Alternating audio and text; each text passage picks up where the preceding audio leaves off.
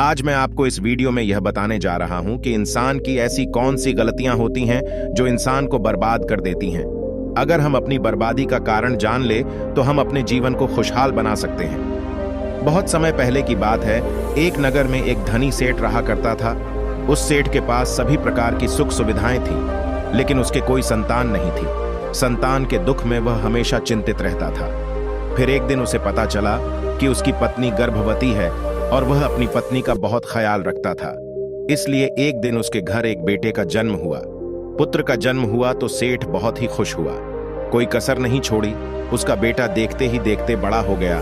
तब सेठ ने अपने बेटे को गुरुकुल भेजने का फैसला किया ताकि वह पढ़ लिख कर विद्वान बन सके। ज्ञान प्राप्त करने के लिए गुरुकुल भेज दिया था।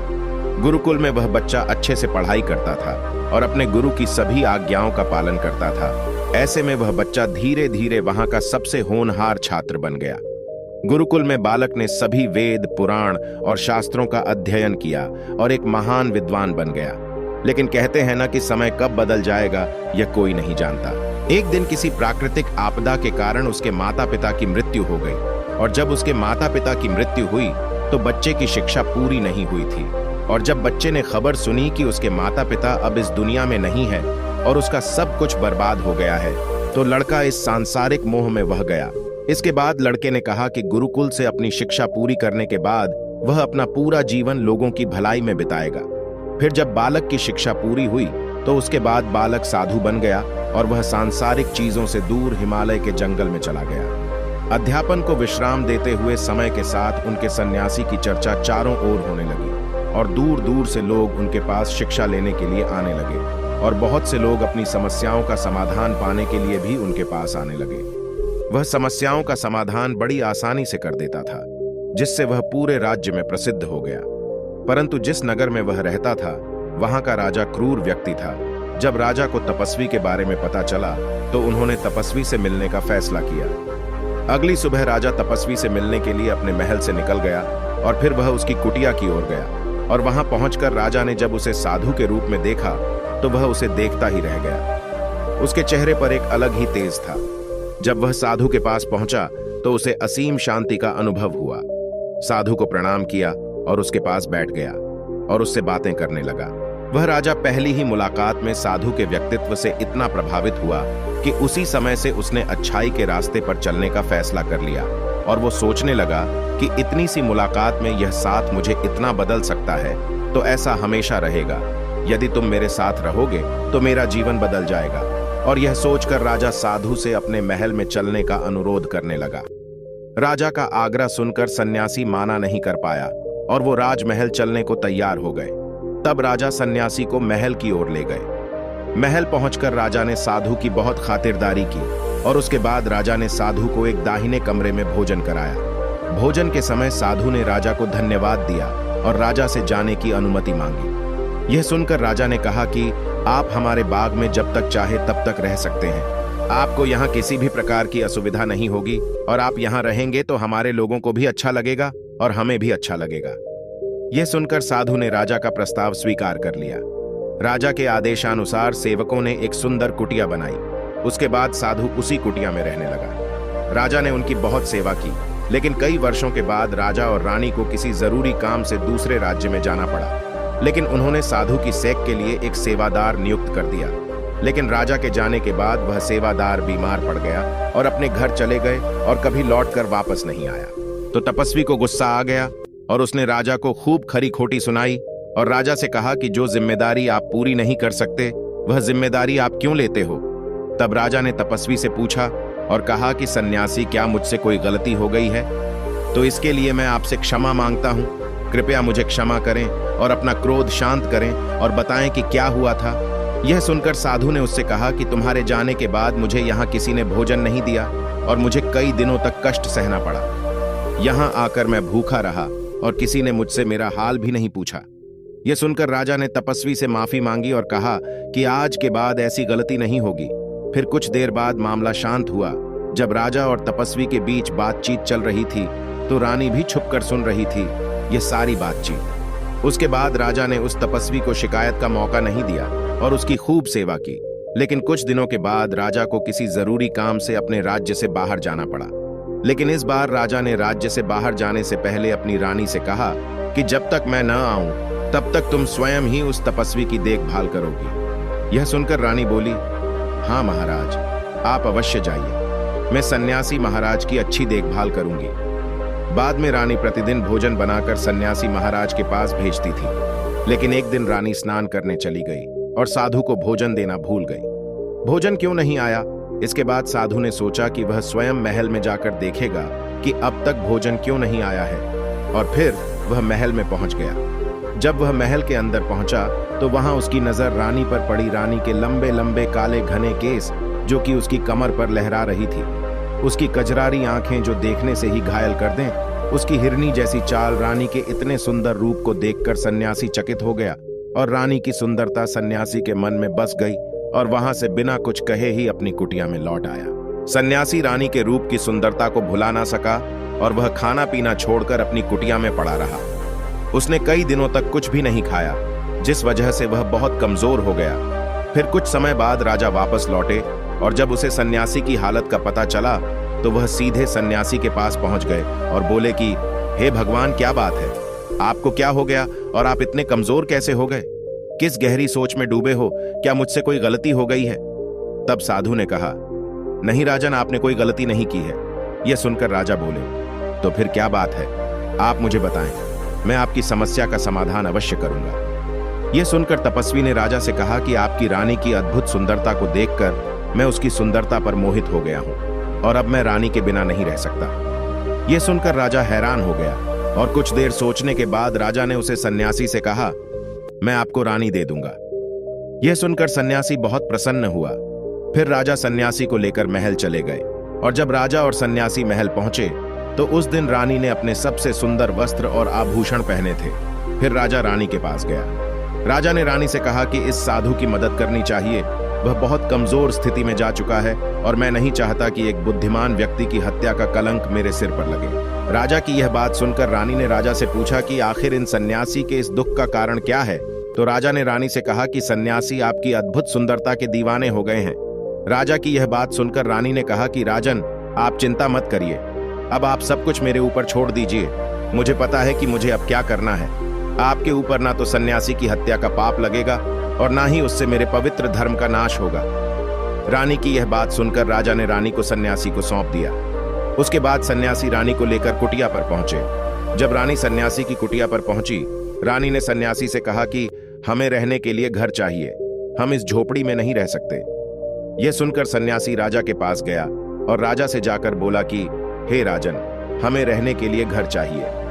सन्यासी की बात सुनकर राजा ने उनके लिए घर का प्रबंध कर दिया। फिर सन्यासी रानी को लेकर घर पहुंचा। जब रानी सन्यासी के साथ उसके घर पर पहुंची तो रानी ने सन्यासी से कहा कि यह घर तो बहुत गंदा है और इसकी हालत बहुत खराब है, मैं इस घर में नहीं रह सकती। यह सुनकर सन्यासी फिर से राजा के पास गया और राजा के पास जाकर बोला कि ही राजन, जो आपने हमें घर दिया है उसे घर की हालत बहुत खराब है।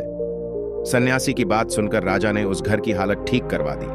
उसके बाद फिर रानी घर के अंदर गई और नहा धोकर बिस्तर पर आ गई। तभी साधु भी बिस्तर पर आ गया। फिर उसके बाद रानी ने साधु से कहा कि आप जानते हैं कि आप कौन हैं और क्या बन गए हैं? आप एक महान साधु थे जिनके लिए राजा स्वयं सभी आवश्यक चीजें उपलब्ध कराते थे, जिनके पास दूर दूर से लोग ज्ञान प्राप्त करने आते थे, जो लोगों को सत्य का मार्ग दिखाते थे, जो लोगों की समस्याओं का समाधान करते थे, जिन्हें सभी लोग गुरु मानते थे, जिसे सब लोग भगवान मानकर पूजते थे। और आज आप वासना के कारण मेरे गुलाम हो गए हैं। रानी की यह बात सुनकर साधु को झटका लगा और उसे एहसास हुआ कि वह एक साधु है और यह सब क्या कर रहा है। वह ये सब सुख सुविधाएं छोड़कर शांति की तलाश में जंगलों में चला गया था। जोर जोर से रोने लगा और चिल्लाने लगा और रानी से कहने लगा कि मुझे क्षमा कीजिए महारानी, मैं यह क्या करने जा रहा था, मैं अभी आपको राजा को सौंप कर आता हूं। सन्यासी की बात सुनकर रानी ने सन्यासी से प्रश्न किया कि साधु महाराज, मेरे मन में एक प्रश्न उठ रहा है, कृपया मेरे प्रश्न का उत्तर दीजिए। रानी की बात सुनकर सन्यासी ने कहा कि पूछो, तुम्हारा क्या प्रश्न है? फिर रानी ने कहा कि जब आपको उस दिन भोजन नहीं मिला तो आप बहुत क्रोधित हो गए। तब मैंने आपके ये रूप पहली बार देखा था और तभी से मैं आपके व्यवहार में परिवर्तन महसूस कर रही थी। ऐसा क्यों हुआ साधु महाराज? आखिर आपको इतना क्रोध क्यों आया? रानी की बात सुनकर सन्यासी ने रानी को समझाया कि जब मैं जंगल में था तो मुझे समय पर भोजन भी नहीं मिलता था, लेकिन जब मैं महल में आया तो महल में आने के बाद मुझे सारी सुख सुविधाएं मिली और फिर मैं इन सभी सुख सुविधाओं के मोह में फंस गया और मुझे इसके प्रति लगाव उत्पन्न हो गया और फिर मुझे इसको पाने का लालच उत्पन्न हो गया और जब मुझे यह नहीं मिला तो मेरे अंदर क्रोध उत्पन्न हुआ। फिर सन्यासी ने कहा कि महारानी, सच तो यह है कि अगर इच्छा पूरी नहीं हो तो क्रोध उत्पन्न होता है और अगर इच्छा पूरी हो जाए तो लालच बन जाता है। फिर सन्यासी ने रानी से कहा, यह इच्छा की पूर्ति ही मुझे वासना के द्वार तक लेकर आई है और मैं आपके प्रति आकर्षित हो गया। इसके बाद वो सन्यासी रानी को लेकर राजा के पास गया और बोला कि राजन, मुझे क्षमा कर दीजिए, मुझे अपनी गलती का एहसास हो गया है। यह लो आपकी रानी, मुझे यह सब नहीं चाहिए। मैं अपनी इच्छा के वशीभूत होकर यह गलत कार्य करने जा रहा था और अपने जीवन को बर्बाद कर रहा था, लेकिन अब मुझे सब कुछ समझ आ गया है। उसके बाद उसे सन्यासी ने कहा कि हे राजन, मनुष्य की बर्बादी का कारण उसकी 4 आदतें बनती है और दुनिया की हर एक व्यक्ति के अंदर यह 4 अवगुण होते हैं, लेकिन जो व्यक्ति इन पर नियंत्रण का लेता है वह दुख और परेशानियों से बच जाता है। वहीं जो व्यक्ति इन चारों दोषों पर नियंत्रण नहीं कर पाता है वो बर्बाद होने के कगार पर पहुंच जाता है।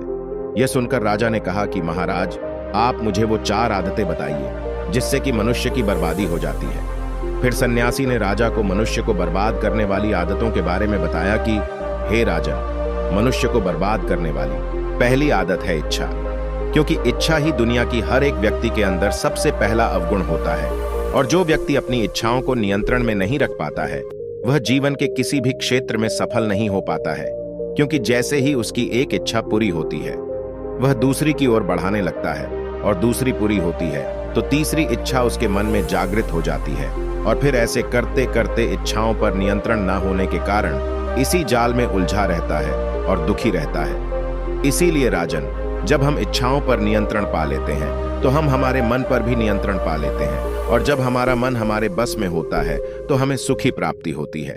फिर जो हम चाहते हैं वही हमारे साथ होता है। फिर सन्यासी कहता है कि हे राजन, मनुष्य को बर्बाद करने वाली दूसरी आदत है वासना का जन्म हमारे मन में उठने वाली इच्छाओं से होता है। जिस प्रकार इच्छा का कोई अंत नहीं होता और मनुष्य वासना के जाल में फंसता ही चला जाता है। वासना के वशीभूत होकर मनुष्यों को कुछ भी नजर नहीं आता है। आज तक जितनी भी लड़ाइयां हुई है उनका सबसे बड़ा कारण स्त्री को पाने की इच्छा ही रही है। स्त्री के प्रेम में वशीभूत होकर राजा महाराजाओं ने आज से पहले बहुत सारे युद्ध किए हैं। रावण भी संसार का सबसे बुद्धिमान व्यक्ति था, लेकिन उसने भी माता सीता की सुंदरता की जाल में फंसकर अपना सब कुछ बर्बाद कर लिया। उसकी मृत्यु का कारण एक स्त्री ही बनी थी। कई राजा महाराजा तो युद्ध में इसलिए हार गए क्योंकि वो लोग स्त्रियों से रासलीला रचने में ही रह गए। ईश्वर ने तो स्त्री की उत्पत्ति इस संसार को बढ़ाने के लिए की है, लेकिन आजकल लोगों ने इसे अपनी वासना का शिकार बना लिया है, अपने मनोरंजन का साधन समझने लगे हैं और जब उन्हें अपना यह मनोरंजन नहीं मिलता तो वो पागल हो जाते हैं और ना जाने क्या क्या कर बैठते हैं। इसीलिए हे राजन, जितना हो सके उतना वासना से दूर रहना चाहिए। फिर सन्यासी कहता है कि हे राजन, मनुष्यों को बर्बाद करने वाली तीसरी आदत है क्रोध, क्योंकि जब मनुष्य की वासना की पूर्ति नहीं होती है तो उसके अंदर क्रोध उत्पन्न हो जाता है और जब व्यक्ति को क्रोध आता है तो उस पर उसका नियंत्रण नहीं होता है और फिर वो क्रोध में आकर कई गलत निर्णय ले लेता है। वो दूसरों को भला बुरा कह देता है, गालियां निकाल देता है और जब उनका क्रोध शांत होता है तो उन्हें अपनी गलती का एहसास हो जाता है, लेकिन तब तक तो सब कुछ बर्बाद हो चुका होता है। क्रोध के कारण मनुष्य के कई बने बनाए काम भी बिगड़ जाते हैं। जब मनुष्य के भीतर क्रोध उत्पन्न होता है तो वो अंदर से बहुत कमजोर हो जाता है और एक कमजोर मनुष्य कुछ भी नहीं कर सकता है, उसे कभी भी सफलता हासिल नहीं हो सकती। क्रोध हमारे भीतर तनाव को उत्पन्न करता है और अगर एक बार हम तनाव में चले गए तो हमारा पूरा जीवन बर्बाद हो जाता है। फिर सन्यासी कहता है कि हे राजन, मनुष्य को बर्बाद करने वाली चौथी आदत है लालच। हे राजन, लालच का फल सदैव बुरा होता है। लालच में पड़कर हम बहुत से लोगों का बुरा कर देते हैं। मनुष्य के जीवन में कभी ना कभी ऐसे लालच अवश्य आते हैं जब वह लालच कर बैठता है और अधिक पाने की लालच में वह कुछ ऐसा कर बैठता है जिससे जो उसके पास था वह उसे भी गवा देता है, क्योंकि जैसे ही व्यक्ति की एक इच्छा पूरी होती है उसका लालच बढ़ जाता है और उसके मन में और कई जन्म लेने लगती है जो व्यक्ति लालच करता है वह कामयाबी से कोसों दूर रहता है, क्योंकि एक ना एक दिन लालच का दुश्मन सामने आता ही है। अगर हम समय रहते ही लालच को त्याग दें और उसकी जाल में ना फंसे तो हम एक सफल व्यक्ति अवश्य बन सकते हैं। फिर अंत में सन्यासी राजा से कहता है कि हे राजन, अगर मनुष्य चारों आदतों को छोड़ देता है तो उसे जीवन में सफल होने से कोई नहीं रोक सकता। जो इन आदतों को नहीं छोड़ता है उसे जीवन में बर्बाद होने से कोई नहीं रोक सकता। मैं एक सन्यासी होकर इसकी जाल में फंस गया था, तो सामान्य मनुष्य तो इसे बच नहीं सकता। इसीलिए हे राजन, मनुष्यों को इन आदतों से हमेशा बचाना चाहिए।